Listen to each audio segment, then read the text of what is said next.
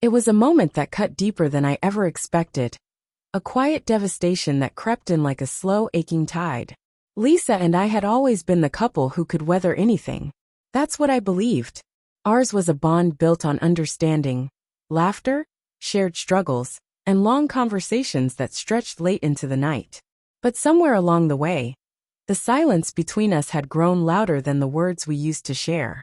The tension had been building for months, small things, barely noticeable at first, like the way she stopped laughing at my jokes, or how our conversations had become reduced to routine check-ins.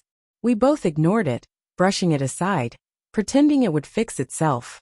Facing the truth felt harder than carrying on with the illusion. That evening was supposed to be like any other. I came home exhausted from a long day at work. The house looked the same. Dinner on the table, the low hum of the television filling the background, and Lisa curled up in her favorite chair, scrolling through her phone. But something was different. I couldn't place it right away, only feel it, a subtle chill in the air, a detachment I couldn't ignore anymore. I walked over and sat beside her, trying to bridge the growing gap with a gentle question about her day. She didn't even look at me. Same old, she muttered, her eyes locked on the glowing screen in her hands. Her voice was flat, empty, as though she were talking to a stranger. It hit me in a way I wasn't prepared for. There was a hollow kind of indifference in her tone that made my stomach knot. I tried to mask the hurt, but frustration bubbled up. Lisa, what's going on with us? I asked, my voice low but earnest. You haven't been the same lately. That's when she looked up, and what I saw in her eyes wasn't sadness, or even confusion. It was anger, sharp and biting, like a blade honed for months and finally unsheathed. Oh, now you care, she snapped, her voice rising in volume and intensity. Now you want to talk? I was taken aback. I wasn't expecting a confrontation. I thought she'd open up, explain what she was feeling. I pressed gently, still trying to understand. Of course I care. I feel this distance between us. It's killing me. If something's wrong, please just tell me. She stood up abruptly, the wooden chair scraping loudly against the floor, as if the sound itself carried her fury. She walked to the kitchen counter, her back turned to me, and then slowly, deliberately she turned. You think you have the right to demand answers? She said, her voice trembling with emotion. Just because I'm your wife, you think I owe you everything? My time, my thoughts, my feelings? I stood frozen, stunned by the sudden shift in her tone, and the raw emotion pouring out of her. There was something fierce and final in her words, something that felt long suppressed and dangerously close to the surface. I'm not your property, she said, her voice steady and cold. And I'm done pretending I am. Those words, they landed like a punch to the gut. For a long moment I couldn't speak. I searched her eyes for something, remorse, hesitation, even confusion, but all I found was certainty. It was as though she'd rehearsed this moment in her mind 1,000 times. And now that it was here, she finally felt free.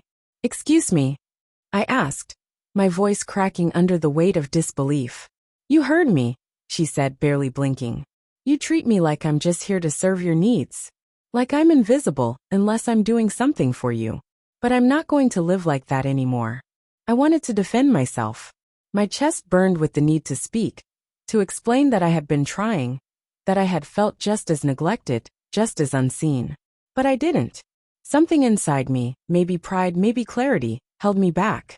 I'm not going to argue with you about this, I said quietly, each word carefully measured. If that's how you feel, I won't fight you on it. That caught her off guard. I saw the flicker in her eyes, the surprise, the confusion. She expected resistance, maybe even a breakdown, but I didn't give her that. I gave her space. For days after that, the silence between us grew even heavier. I didn't push. I didn't plead. I stepped back and let her live with her words. Let her see the consequences of what she'd unleashed. It hurt like hell, every second of it.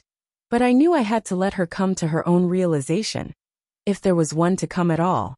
And then one afternoon, I returned from running errands to find her sitting alone at the kitchen table. No phone in her hand, no shield in her eyes. Just Lisa, real and raw in a way I hadn't seen in years. Her voice trembled as she spoke. Can we talk? I nodded, setting my keys on the counter, and taking the seat across from her. The silence between us wasn't angry anymore. It was heavy, yes, but filled with the possibility of something new, something honest. I didn't mean what I said, she whispered. Not like that. I was angry. I felt like you didn't see me anymore. Like I'd disappeared into the role I played in your life. The wife. The caretaker. But not Lisa. Not me. Her words unraveled something in me. A guilt, a sadness. A deeper truth I hadn't wanted to face. Lisa, I never meant to make you feel like that, I said, my voice hoarse with emotion. I've been working so hard just to keep everything running. I didn't realize I was losing you in the process. I'm sorry. For all of it.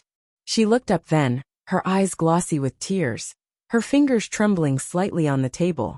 I don't want to lose us, she said. But I need you to really see me. Not just the version of me you're used to. I need you to see me.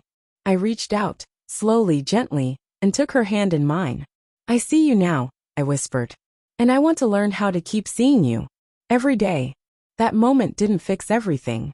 It wasn't a magical cure to months of disconnection and unspoken resentment. But it was a beginning. A raw, imperfect, genuine beginning. Stepping back had been the hardest thing I'd ever done. Every instinct had screamed to hold on tighter, to argue, to plead. But instead, I let go. And that ironically brought her back.